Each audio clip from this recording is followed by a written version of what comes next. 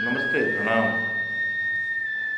हमारे उपनिषदों में ऐसा बहुत बार आया है कि जो भी कुछ होता है ईश्वर हमारे भले के लिए करता है। रामायण में भी है कि जो होता है उस पर आपका नियंत्रण नहीं है और अच्छा ही होता है। उसी से संबंधित एक कथा है, कहीं ना कहीं आप लोगों ने भी सुनी होगी, बस निवेदन करता हूँ एक बार और सुन लीजिए। एक राजा था,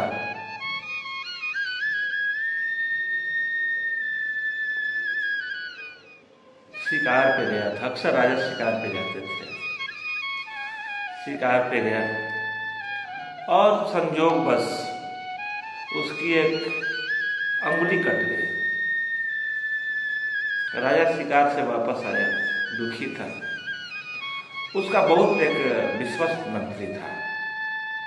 उसने कहा, राजन दुखी मत होइए, जो भी होता है हमारे भले के लिए होता है।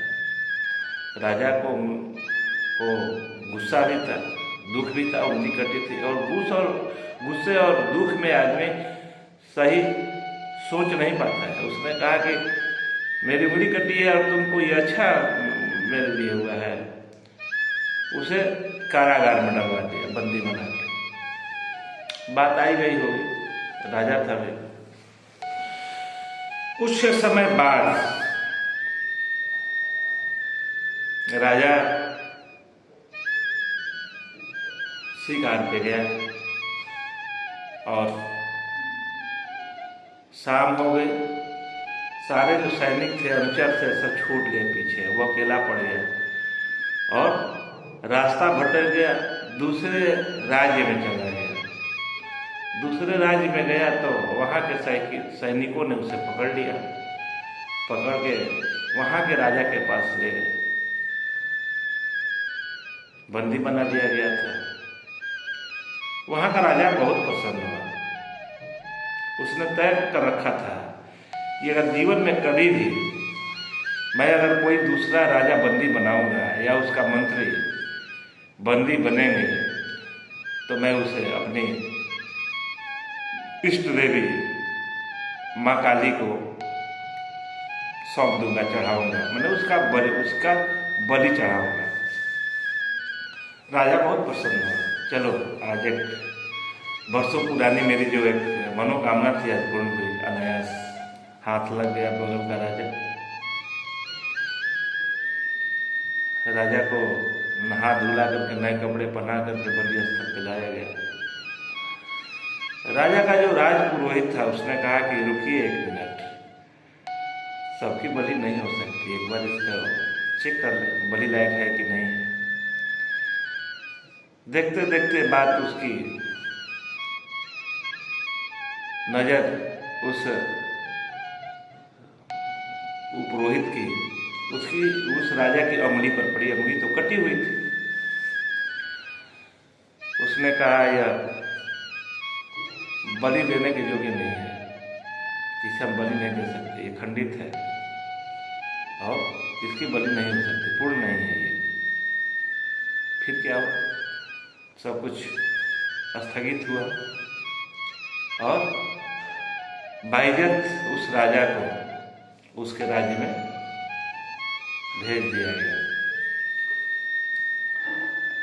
राजा को याद आया कि मेरा मंत्री जेल में बंद है और तब उसने कहा था कि जो होता है वो अच्छे के लिए होता है। अगर उस समय मेरी उंगली नहीं कटी होती तो आज तो मैं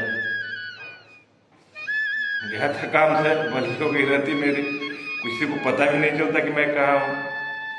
खैर, उसको बुलवाया गया, राजपुरोहित को, कहते हैं मंत्री को। जेल से बाहर आया, मुस्कुरा रहा है वो भी। राजा ने कहा कि मैं बिना किसी गलती के जेल में डाल दिया तुम्हें और मुस्कुरा रहे हो।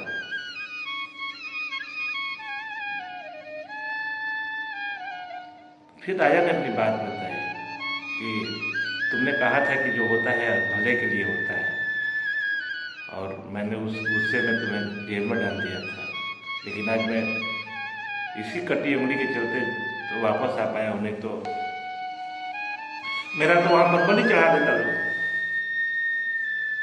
मंत्री सामान्य था, मुस्कुरा रहा था। उसने कहा कि वो तो ठीक है कि मेरी उंगली कटी और मैं लेकिन तुम जो इतने दिन से निर्दोष होकर के जेल में बंद हो कारागार में, तो तुम्हारे लिए क्या भला हुआ? मंत्री मुस्कुराया, बोला राजन, मैं तो साये की तरह आपके पीछे लगा रहता था। मेरी अब दिनचर्या ही है, जहाँ आप जाएंगे आपके पीछे रहूंगा। सब लोग भटक भी जाते तो मैं आपके साथ होगा। और वहाँ अगर आप बच जाते, आपकी बलि नहीं होती, तो फिर मुझे चेक किया जाता, और मेरा कुछ कटा फटा नहीं है तो मुझे तो काट देता लोग। इसलिए अगर मैं यहाँ जेल में बंद था तो ये भी मेरी भलाई के लिए था, क्योंकि मैं तो आपको छोड़ता नहीं अकेले, और वहाँ महक मारा जाता। राजा का हाँ ये भी ठीक है। फिर दोनों लोग प्रसन्नतापूर्वक रह रहे। कहने का मतलब ये है कि हम लोग छोटी छोटी बातों में निराश हो जाते हैं। निराश नहीं होना चाहिए। भगवान कुछ अच्छा सोचा हुआ है, परीक्षा ले रहा है, जो होगा वो अच्छा होगा, जो हो रहा है वो भी अच्छा हो रहा है। धन्यवाद।